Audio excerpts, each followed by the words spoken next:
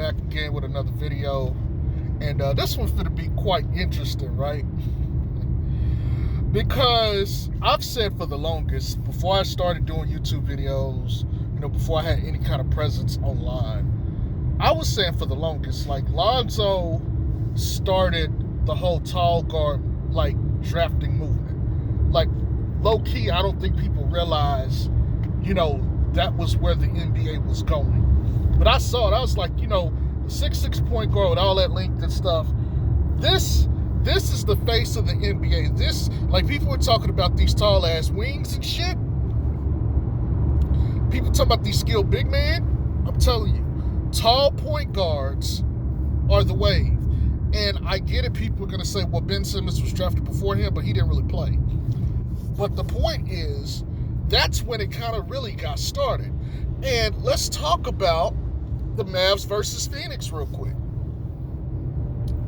Because, I'm a Mavs fan, so I'm happy my team won. But there is something that must be said. Luka is, for all intents and purposes, you can call him a small forward, wing player, whatever the fuck you want to call him. But he is the point guard of that team. He has the ball in his hands. If you put lunch money, munchkin money, any kind of chump change in front of him, he gonna cash the fuck out. What do I mean by that?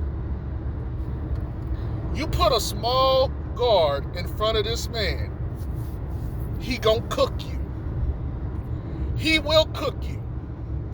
And I say this about any team that is heavily invested in small guards up front. If you gotta play Luka, Luka will hunt, he will find you, he will kidnap that player's ankles, and they will never be seen again. I swear. Hear me out on this. They're talking about how they hunted Chris Paul the entire series, pretty much after Game 5. Hunted him. Chris Paul couldn't do shit. Couldn't do shit. I think his average was like 9 points, 5 rebounds, assists. Like, couldn't do shit. Who did Dallas play in the first series? They played the Jazz. 2 small guards, Donovan Mitchell and Mike Conley. Kidnapped him. Just bullied them. And it's like, anytime I get a chance, I am going to put these guys in hell.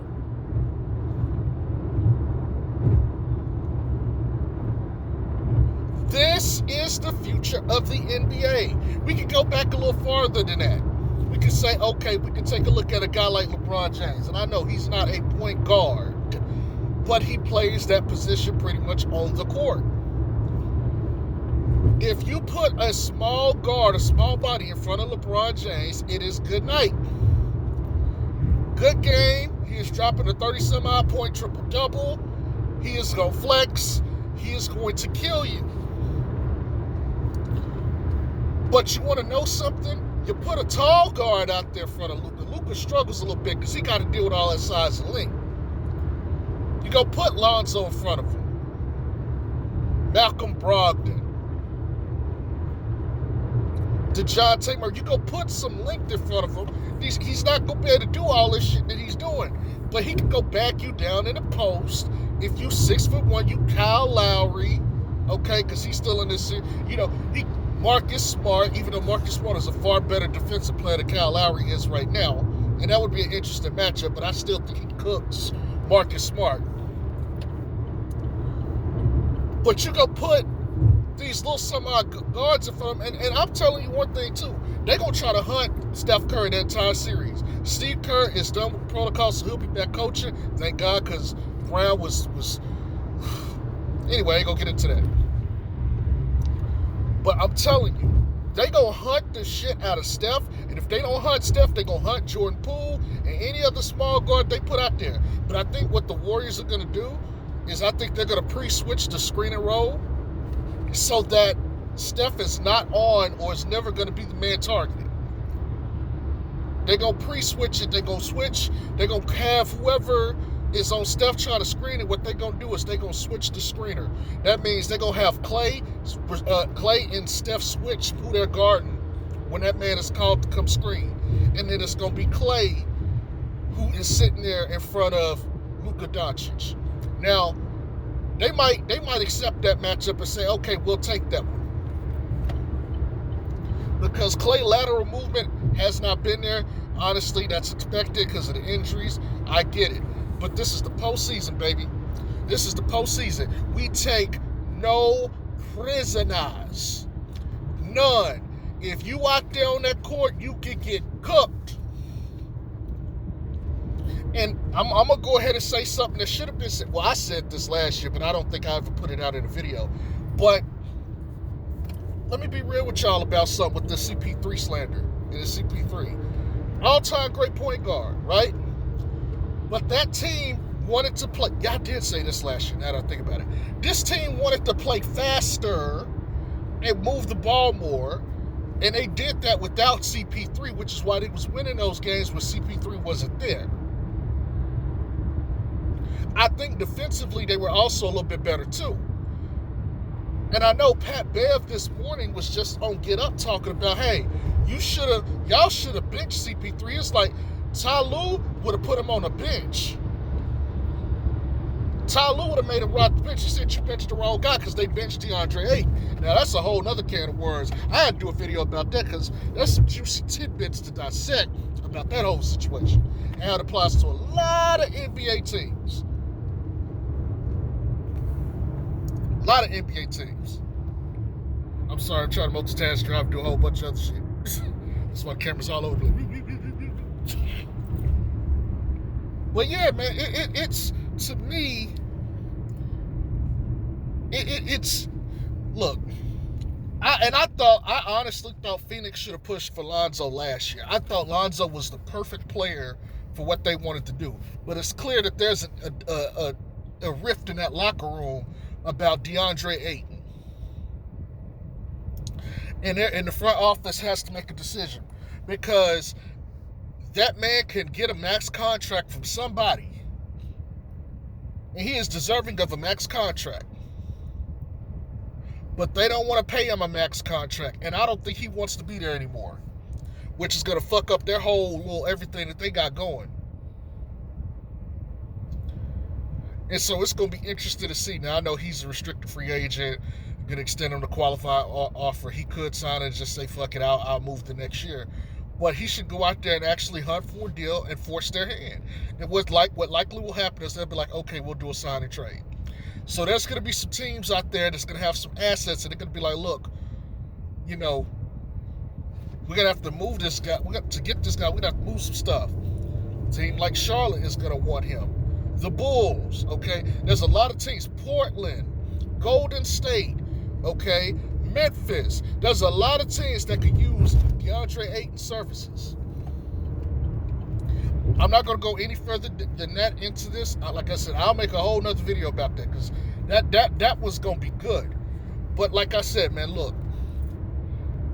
These small guards is not the way of the NBA now. You got to have size. You got to have length. And I know people going to talk about wings this, wings that. And I get it. Both teams in the East have wings. Okay? Shit, both teams in the West got wings. This is a wing off. This is a wing off. Both teams in the West lack a true center.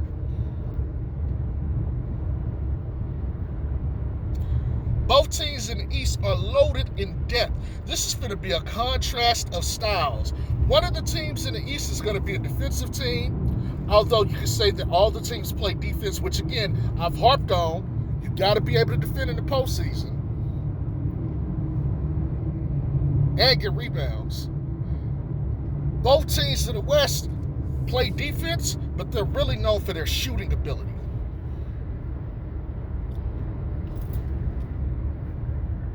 Honestly, I'm more interested to see Miami and Boston than I am to see Golden State and Dallas, to be honest with you. I'm more interested in the series in the East.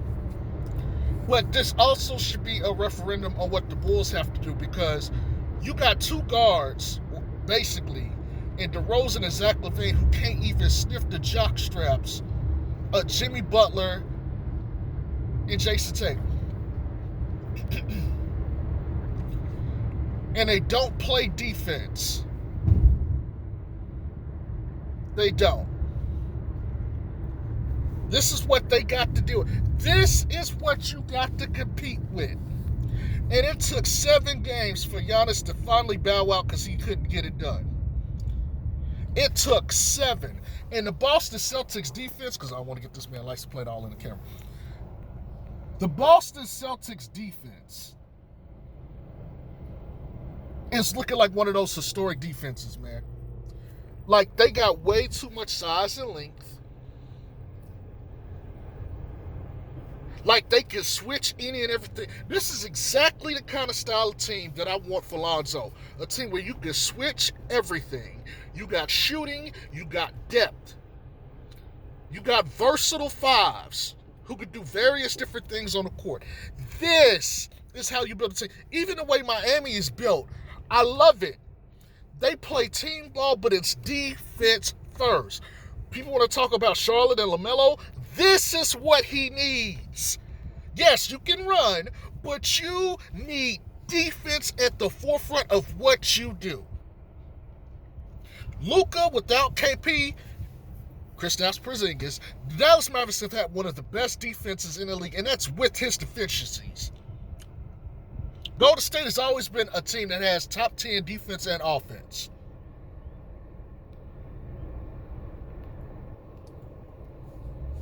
I'm just keeping it a buck.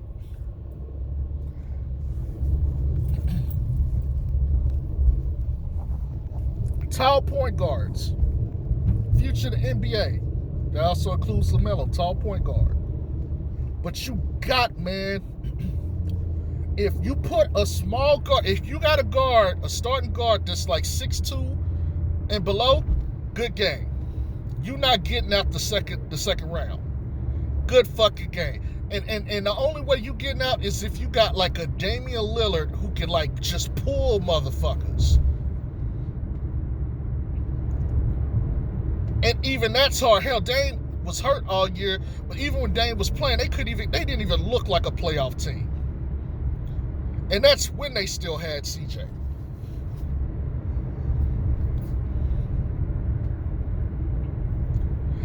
If you an NBA team, you better go look for whatever skilled 6'5" and above point guards you can get. They don't have to be a dominant, like, pick and roll force, quote unquote, like Lonzo.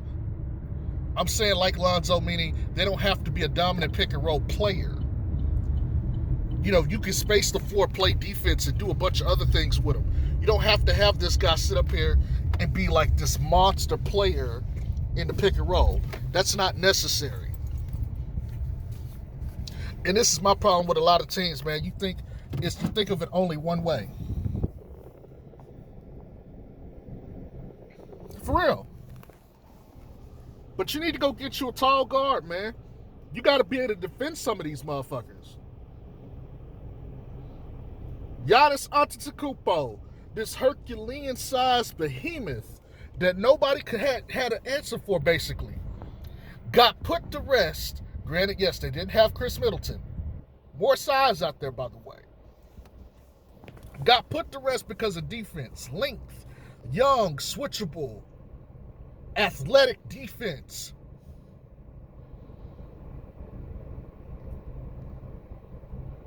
Made it hard on them. Chicago Bulls, where you at, man?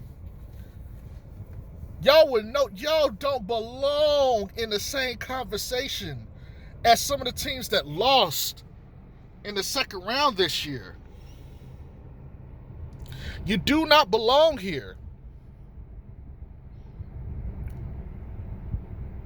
But man, Luka gonna carve up any, I'm telling you. You put a small guard out there, somebody that can't defend, it is a fucking rep. This is why I preach the shit that I preach to y'all every single year. day in and day out. I want it to be stuck in people's heads. You must guard. You must rebound. You must have shooting. You must have those things. And in the case of a Miami team who doesn't have what you would call a true tractor of a superstar, one of the gods of the league, they don't have that one guy. You know, Jimmy Butler is probably their best player, but he is usually not considered in the LeBron, the KD, the Giannis tier. Even though he is up there and he deserves his respect. This is proof in the pudding, man. You don't have to have that to get far into this league. They're in the conference finals this year. Think about that. They're in the conference fucking finals. And they got an opportunity to go in and beat Boston, if we want to be real about it. Because I believe the last time they played Boston, Bam cooked their asses. Now, Boston is much better. Different coaches stuff too. But I know they got to be confident right now. And they got Tyler Hero off the bench. And Victor Oladipo. Like, they got bodies just like...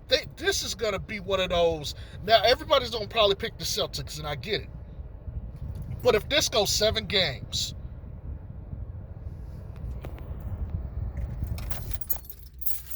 If this goes 7 games, man, Game 7 going to be a toss-up. Because I promise you, Miami is not going to lay down. They going to be some real niggas. They are Memphis in the East, basically. It's a bunch of real niggas out there that's looking. They are not as scared of anybody. Joel Embiid in the post, they didn't give a fuck.